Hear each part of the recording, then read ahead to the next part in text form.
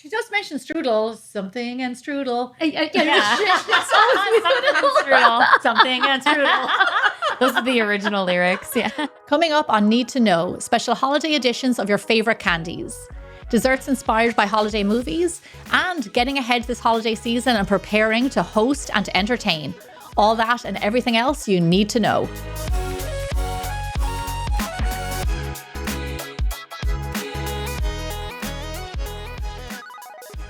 Hi everyone, welcome back to another episode of Need to Know. I am your host, Gemma Stafford, cookbook author and creator of Bigger Bolder Baking. And here I am today again with the two lovely ladies, Shukla, who is the head of culinary here at Bigger Bolder Baking, and Tianna Cohen, who is a professional host, but also an amateur baker. Hello, hello. How are you guys? I am doing so good. I'm excited because we're in the heart of the holidays. Last week we talked about cookies, but today I want to talk about holiday candy. So coming to you hot from the oven, here are some brands that are coming out with some fun and interesting holiday candy flavors. So up first, Reese's has come out with Sugar Cookie Big Cup, which is milk chocolate, peanut butter stuffed with sugar cookie bites. Okay. Right. So Okay. we are okay with that one. M&M's has come out with Toasty Holiday Peanut. I do like the sounds of that. Go on. Yes. Twizzlers has come out. This one was funny. They're like, Twizzlers fans are going nuts for this. It's Twizzlers, but they're just shaped like Christmas trees. Yeah. So we love a fun shape. And now this last one is, I thought this was the craziest. So Hostess, the brand Hostess, has come out with their own candy canes. And so they have a candy cane that is the flavor of ding dongs, candy canes that are the flavor of snowballs, and then candy canes that are the flavor of Twinkies. Oh, and they're cake, right? Or they actually No, they're candy canes. Yeah. But they're just, Oh. don't those all sort of taste the same? Like, but is it just like cake flavored? Like chocolate cake flavored? Yeah, like I guess. Or like, yeah, vanilla-y. So yeah, but I just like, so I've tried like, they like Lifesaver has candy canes too, but they're not peppermint. They're Lifesaver flavor. They're like Lifesaver flavor. So these, I'm just like, a Twinkie candy cane? I don't know if I can get on. It's funny. It's interesting. I like some of those though. I like the idea of the toasted nuts, the peanuts, Yeah. because that's just regular, right? But it's probably just like extra toasty or something. Yeah, so yeah, the M&M, what is it says a holiday nut? It's toasted. So, like a peanut M&M. Yeah, but just like But then it's the peanuts are toasted toasted. nuts. Where you get them on the street and whatever. But so it just said like toasted nuts. And you can see in the show notes that we put an image of like what everything looks like. The Twizzler is just a gummy tree. Yeah. It's not even like Twizzly. Yeah. It's just a gummy tree. Yeah. But Sort of I like don't think a Swedish fish or something. Yeah, exactly. Yeah. I don't know if I've ever had a Twizzler. Really? I'm not a big gummy person. I don't like when I'm not it a gets gummy stuck to person my either. teeth. Oh, I like gummy candy. Yeah. I mean, I don't really eat a lot of candy, but like, it's okay. Twizzlers, I feel like are very waxy. They're not really my thing. Yeah. Well, all this talk about candy, I wanted to know if there was a specific candy that is traditional for you around the holidays or just makes you feel like a nostalgic candy that you like this time of year. I'll go first to give you time to think. I have two, and I'm excited to talk about them.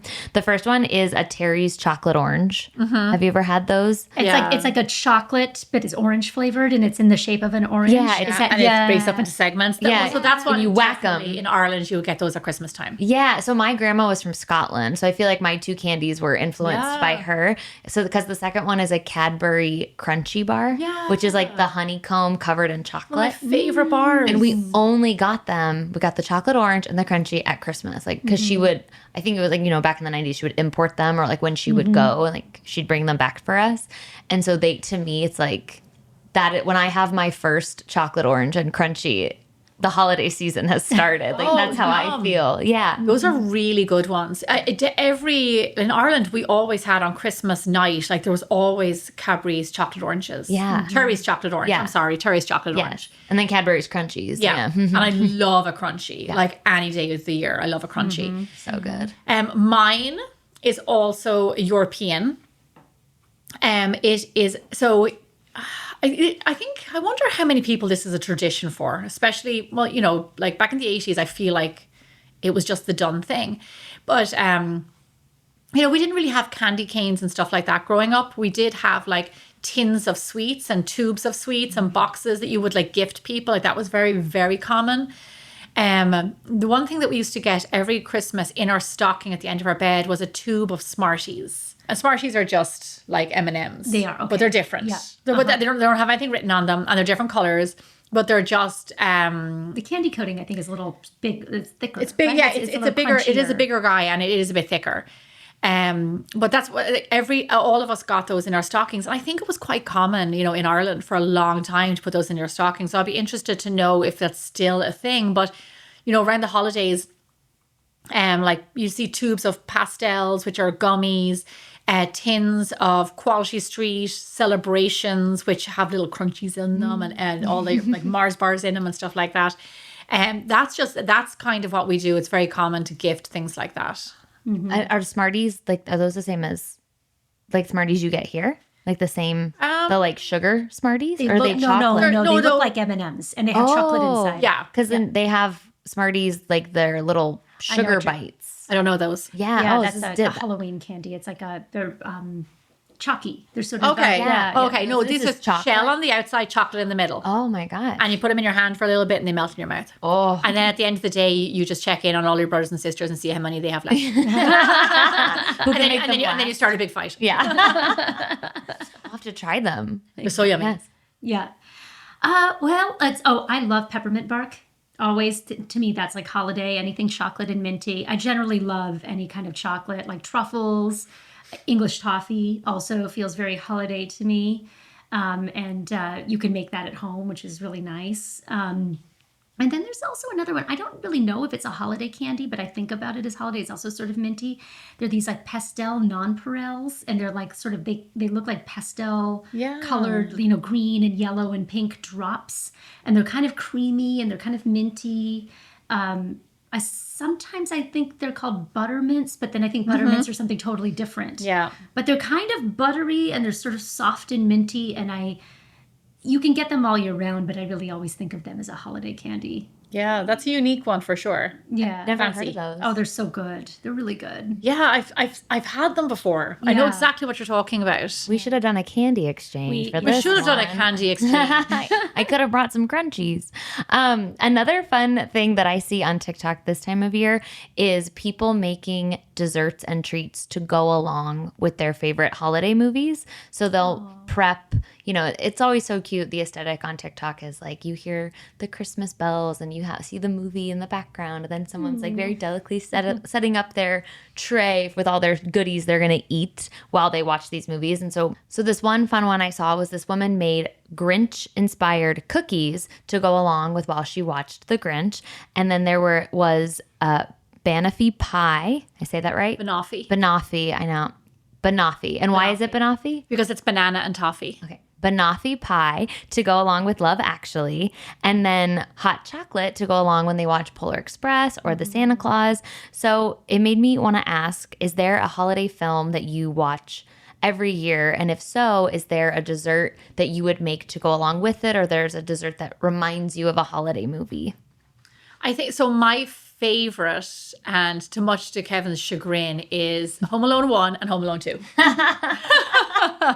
Why doesn't Kevin like those? Well, because I watched them 47 times during the holiday season on freeform, like nonstop on a continuous loop. And it could be 10 o'clock in the morning and I'm watching it. And when I'm going to bed at 8 o'clock at night, yes, I do go to bed at 8, and it's still be on. So, and that's like November 6th. Yeah.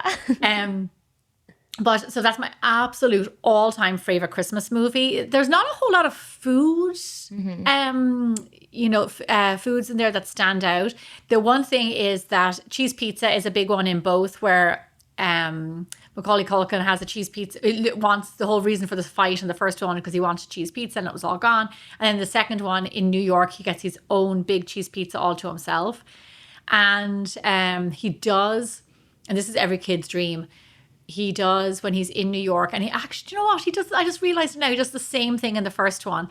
He makes huge big ice cream sundaes. Yeah. Huge big ice cream sundaes. Mm-hmm. That would be fun. That to would have be the big ice so cream I sundae and could watch do the that for movie. sure. Generally when I generally do hot chocolate. I never, like, when I'm treating myself and like it's the evening time and I'm watching a movie, I never thought to pair food with your movie. But like, it's such a sweet idea. And I saw that lady's Grinch cookies, and they were gorgeous with a little heart. Yeah. They were so sweet. So like, I know I'm all about a theme, and I can totally get down with that, especially with George. That like, to watch a movie, he's a little nervous about movies, so to make a big kind of like thing out of it and make it a theme, and to make it it makes the whole thing an experience. You know? What about you, Ami? Do you have a movie? Well, I don't think it's exactly a holiday movie, but when I was growing up on TV, every year around the holidays, The Sound of Music came on. So for me, I really think about that as a holiday movie. And so I'll watch that, and I was thinking about if there's definitely, grand feasts and meals, but I don't know that I'm ever really paying attention to what they're eating. But it makes me think that I would like to, maybe I should make some Austrian special. Strudel. Yeah, some strudel. Maybe I should make some strudel. Yeah. Or schnitzel. Schnitzel with noodle. What is that? What is Schnitzel? Schnitzel is what's the word? You like a scallop. Well, no, that's of veal, I think. When you flatten out a chicken breast, and then you bread it. You breadcrumb it, and then you fry it. Okay, so that's not really baking, but I feel like She just mentioned strudel, something and strudel. Something and strudel. Those are the original lyrics. Yeah. but I do think I think it would be fun to actually make some Austrian treats to watch that movie with. What a great idea. I think I'm going to do that. I do like that. That sounds fun. Yeah. It's funny, that song, My Favorite Things, is like, if you search Christmas like playlists, that song is like really heavily associated with the holidays too. And so I'm on board. I like understand, like, it comes out around Christmas time. It gets played a lot. Mine would have to be Making Hot Chocolate. My favorite Christmas or holiday movie is Tim Allen's The Santa Claus. The first one? The first one, yeah. Like when he falls off the roof and Tim Allen becomes Santa Claus. And then when they go to the North Pole for the first time, the little elf is like, this is my hot chocolate recipe. I've perfected it for 100 years. Yeah. And she's like, it's a little bit of cinnamon. And so I just love like a good hot chocolate with marshmallows and the whole thing. Yeah, I have to, hot chocolate, when it comes to my desserts and my sweets, people always ask me, and I always think like, God, do I have a good enough answer? But when like I'm treating myself, I will do things like vanilla ice cream with like maybe my caramel chocolate sauce, or a whiskey caramel sauce, or something like that. Or I'll do hot chocolate. When it comes to like the winter time and this time of year now, I do really great hot chocolate. Have you guys had my Italian hot chocolate? No, I don't think so. Italian hot chocolate is lovely because it's so thick. So it's almost like eating a hot pudding or drinking a hot pudding. It's incredibly thick. It's really rich. It's not too sweet because I don't make mine too sweet, but it is so decadent that I think I should make that for you guys at the end of the show. Oh, okay. Twist my arm. I mean, can I put on the Santa Claus in the background? Sure. That's so fun. I love the holidays so much because it really is all about, coming together and entertaining. And I was reading this article about Stanley Tucci's best tips for holiday entertainment. And, his overall theme is that when you're hosting, you want everyone to be satisfied. So having a good game plan and like going in knowing how to make an experience for everybody that will be satisfying. So I want to get into the mix here. We're getting so close to all the major holidays this month. So what are some of your best tips for entertaining and hosting when you're going to be hosting a large group? I'd say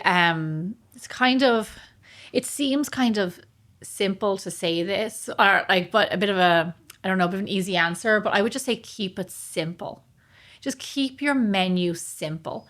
And people are going to have a good time regardless. They're together. They're having nice food made for them. Like, keep it simple. Don't make life very hard on yourselves, and prep what you can in advance. And try not to have too many hot things coming out of the oven. Like, plan your menu. Like, menu planning is really important, because if you put it down on paper and actually see, oh, wait a second, I have 5 sides, or I have like 7 sides, and I only have 1 potato, or whatever it is. Or then you realize by looking at your menu that everything is coming out of the oven at the same time, including your dessert. So I would say write down your menu, what you're thinking of having. and make a plan from that. So you can kind of work backwards and say, okay, well, I'm going to do a pie for dessert. Like maybe I'll make my pie crust now. I'll it'll make it so much easier if you just have it down on pen and paper. You can see it in black and white, and you can like plan accordingly. And it takes for me, it immediately takes the stress off. When you plan, do you plan by day? Like backwards, like start at the event? So like it's Christmas Day and I will go backwards. Like what can I do in advance? And I'm peeling potatoes the day before. I'm peeling carrots, maybe even 2 days before. I might have made a roux to make my my gravy. Like working as a chef for so many years, the only way to really be on top of it is to be prepared within an inch of your life. And to be prepared for the things that haven't happened but could happen. So when it comes to mise en place and having everything ready, I'll do everything I can without compromising anything. Yeah. That's my advice. I think menu planning is a great idea. And you can do this well in advance of the event you're hosting, and make an event out of it for yourself. Sit down with your recipe books and a glass of wine or a cup of coffee and pour through them and get these ideas, get yourself inspired and excited to make things. And then think about what has to be made right away and what can be made in advance. If you're going to do a sit down party where, you've got like 8 or 10 guests and you're all sitting around a table, and it's a little bit more formal, you can do something. The thing that comes to mind is like braised short ribs, which, can be kind of fancy. They're really good to make the day before. Yeah. And then you take those short ribs out of the sauce and you let everything chill, and then you can take the fat off the sauce, and then you've got this lean sauce, and you put everything in a pot just minutes before people come, and it warms up, and you've done nothing that day but clean your house, and you can have very simple sides, and you can have a real mix of what can be made on the stove, what doesn't have to be cooked like a salad, or what can be served room temperature, what sort of things. And the other idea is if you want to roast something, if you're trying to roast something that has to be roasted that day, think about how, like, a lot of times roasts have to rest. So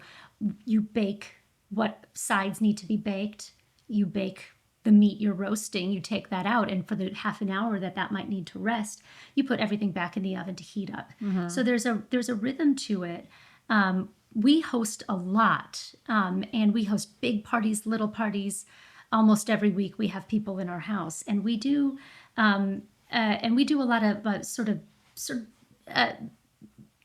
guided potluck style too, which is another way to do it. And why I say guided potluck, I'll make the main course.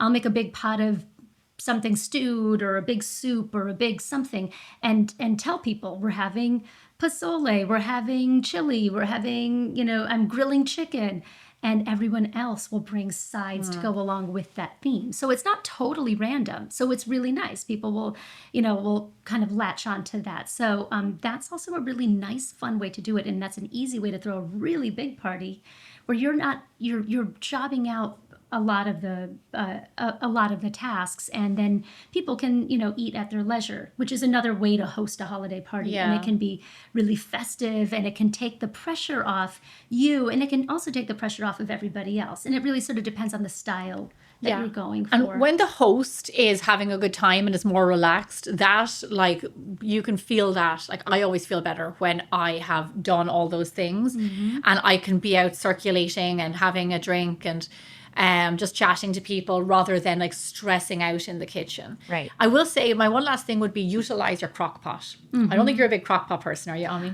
I use my Instant Pot a lot. Oh, that's true. You have an Instant Pot. Yeah. Well, those kinds of things. One year, I did a few times. One year I made, gosh, now what was it? I know what it was. It was my gingerbread. My I made one year my Crockpot gingerbread for my sister-in-law's house years and years ago. And I mixed it all up, I think the night before, and then the next day in the morning, I just put it on the Crockpot. Crockpot's, I think it was on low, so it did take some time, but it slowly cooked throughout the day. And by the time lunch was over, it was ready. And I put it over in the corner of the room. It didn't have to take up any space in the kitchen.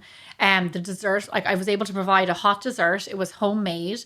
And it was absolutely delicious. For those of you who have never tried my gingerbread crockpot, my crockpot gingerbread. Tell me about it. It's my gingerbread recipe from Ireland, and it's a really moist, lovely gingerbread. I used to back when I was 20, 21 years of age. I used to cook for priests in Dublin, and I used to make them. They were always having tea and coffee, and I used to always have sweets for them. And I used to make them this lovely gingerbread. Anyway, I took that gingerbread. It's on biggerbolderbaking.com. I added a self-saucing pudding to the top of that. So it's a mixture of butter, sugar, and water. So you make your pudding, you put it in the crock pot, you make this mixture, you pour it in on top, put on the lid, and let it just, what happens is your cake steams. The lovely thing about a crock pot is that it steams. So your cake is going to cook, your sauce is going to go down into your cake to make it even more moist. And then what you have at the end is a self-saucing pudding where you scoop into your lovely moist gingerbread, and there's a caramel sauce in the bottom. That sounds good. It is so good. Why didn't we do this today? If you're only listening to this on audio, I need you to know I'm drooling all over the table. That's on my website. So good. I literally just remembered about it when I was thinking, what was that dessert? And anyway, I did one year make my sausage stuffing in a big crock pot for like a big group of people at my other sister-in-law's house. Yeah. So utilize that crock pot or your Instant Pot, whichever one you fancy. And speaking of desserts, like that kind of thing where you can set something and forget it for the whole time that you're making dinner. Right. Or if you can do something that you make in advance. You can, if you want to have a fancy cheesecake and you make that 2-3 days in advance, you put that in the fridge, it's going to be great. And you have that out of the way. Yeah. Or if you want to have a hot dessert that goes in the oven, you have a crisp. Say you want to do something homey and you assemble it, put it in the fridge. Once you're done, once everything that you're cooking for dinner is coming out of the oven, everybody's sitting down, you put that in the oven then. It takes 45 minutes, everybody's sitting, then it's done. But a lot of it really comes down to that planning and strategizing of what's the rhythm of things, how are things going to go in, and ultimately to keep things simple. You don't need a million side dishes and appetizers. You can have, cheese and crackers, crudité, people can have drinks and hang out. And then you just sit down to a main course with some sides. You don't have to have a whole thing. I think people feel much more at ease when you're at ease as the host and you're having a good time. They do. They've come to see you. Yeah. Well, when you can actually be the host versus, as Gemma said, like stuck in the kitchen, stressing where you're also the chef. Yeah. And then you sit down and you finally get to sit down and you're like, and you're eating, you're like, I don't taste anything. I mean, you're like, just give me my wine. I want this day to be over.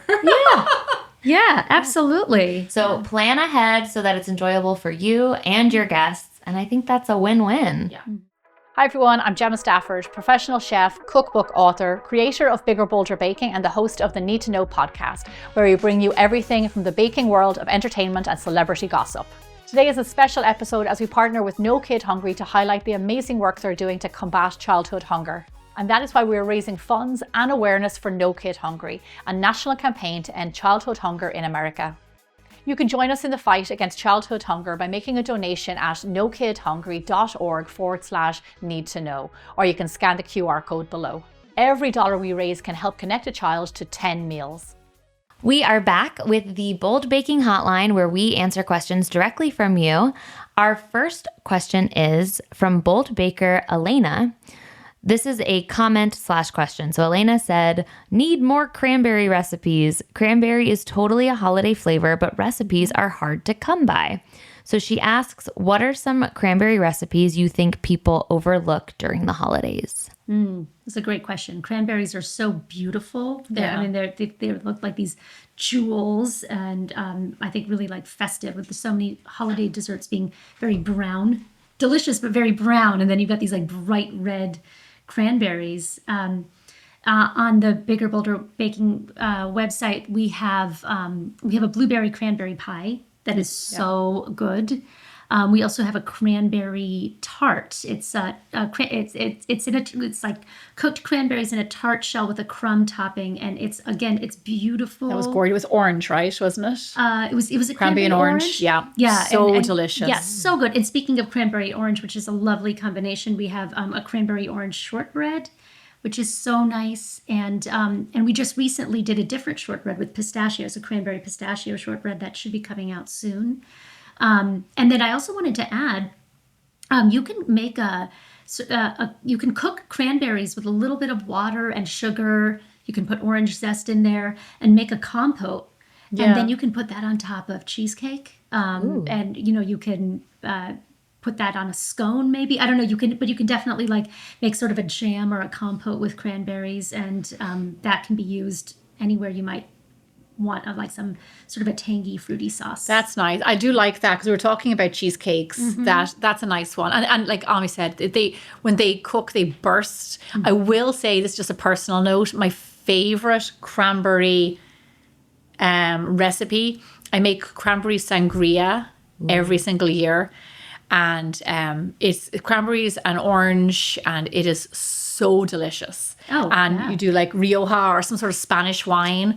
And then you have to, and here's the thing, I don't know if cranberries are high in pectin, but they're very, oh my gosh, like they feel like they're kind of like jelly after once you like strain them through, because you make the jam, right? Yeah. And you strain them through, and then you end up with this lovely kind of jelly cranberry, but it ends up being quite like, it's thicker than normal sangria, but it has the kind of like texture to it. It's really delicious. Everybody loves it. Oh yeah, and that actually makes me think you could do cranberries in mulled wine.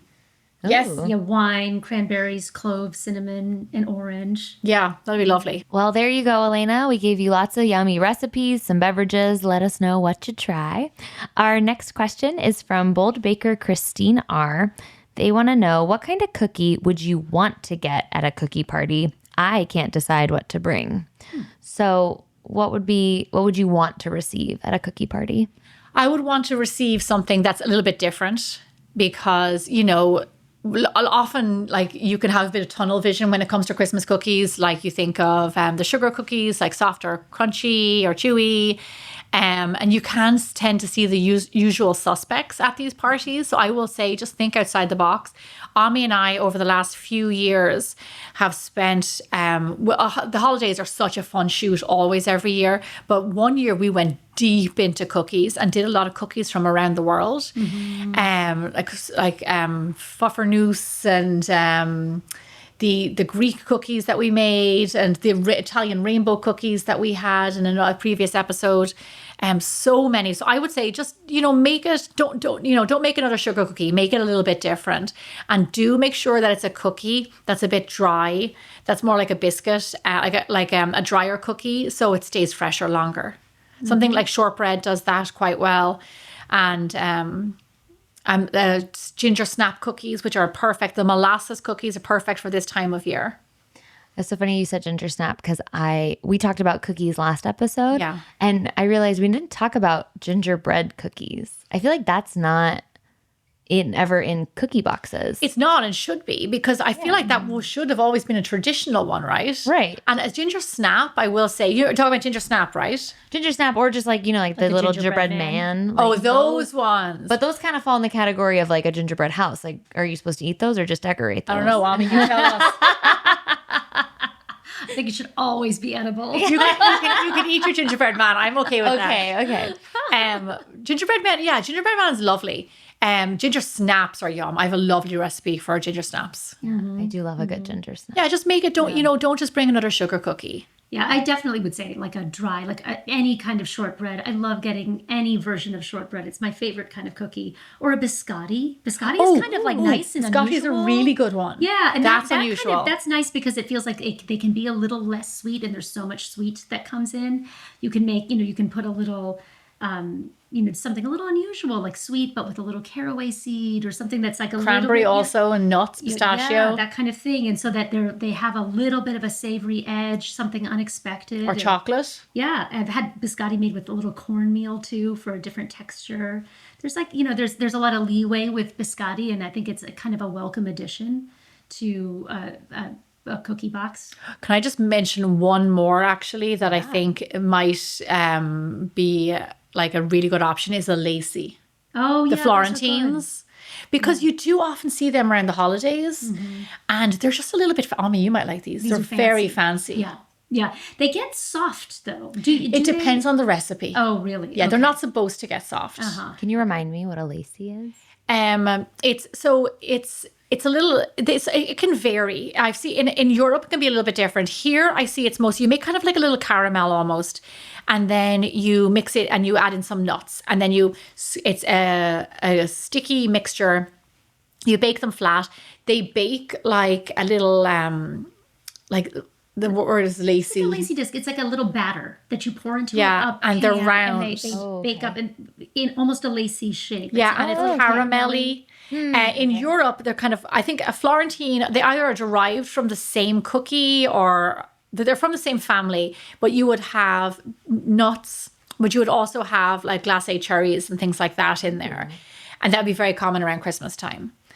So that's a lovely one. And then also with the lacies, often you will put chocolate on one side, and then sometimes people sandwich them together with the chocolate. I'm sold. Sounds good. Put that in my cookie That box. also makes me think about like tuiles, like citrus tuiles, like something that's like kind of bright, different because there's so much sweet in with holiday. Again, I'll think about like richness and spices and nuts. So if you've got like a lemon zest or an orange zest tuile that's like light and crisp and citrusy, that's a kind of a nice different flavor that can be really good. Have you ever had cat's tongues before? No, what's that? No. I've heard of that, but now I can't Cat's think tongue. of what it Oh is. my gosh. I remember I used to be obsessed with these as a child. It's a classic French cookie, and it's just this little, they're like fingers. And it's almost like, it's just like a little finger shaped cookie. And they are just a kind of a plain buttery cookie, but they're crisp. And they're like a little bit brown on the outside. And the flavor is just, I don't know, like a buttery vanilla cookie. They're very thin. They're crisp. They're delicate. Like usually when you open up your pack, there's a few broken. They're very delicious. Very delicious. But not very common here. But I just thought of that when you were talking there. Oh, well, We could go on and on and on. yes, There lots you of go. cookie options. Check out the website for all those cookie recipes. That is on biggerbolderbaking.com. And I think it's time you promised to make us some hot chocolate. Oh, I did do So that. I think Did Ollie promise to make anything? no, was me. I promised to No, taste your hot chocolate. So we're gonna go try some of Gemma's hot chocolate. Okay, Italian hot chocolate. Let's get stuck into the recipe.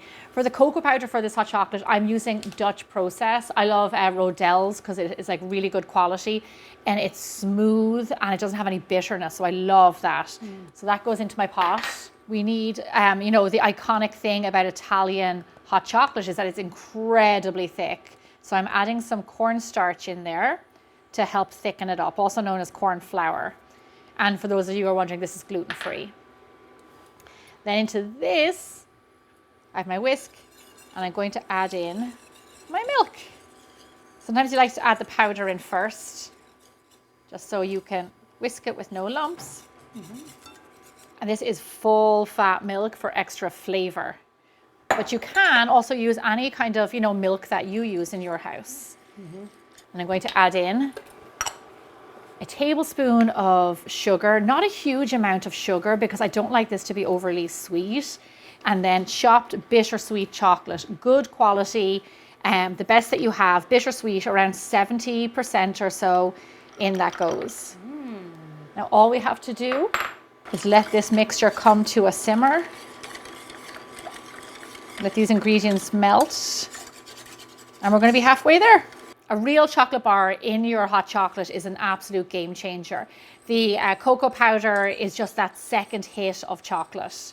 We want a double whammy of chocolate. Lovely. Once your mixture has come to a simmer, we want to let it simmer for around 2 minutes or so because you need that cornstarch to activate. Wow. And thicken. I see that. Beautiful. Really lovely and thick. So I'm going to turn off the heat. I'm going to add a pinch of salt. Ooh, secret ingredient. Yep. And then I'm going to just sieve it because of the cornstarch. I like to sieve out. Wow, look at how thick that is. I like how dark chocolate it is too. It's really rich, isn't it? Oh, It's rich, it's decadent, it's just like, it's next level hot chocolate stuff. Thank you so much for listening. Make sure to like, subscribe, rate, and review us anywhere you listen to podcasts. And of course, you can always watch every episode of Need to Know on YouTube. From HRN and the Bold Baking Network, you were watching the Need to Know Baking Entertainment podcast.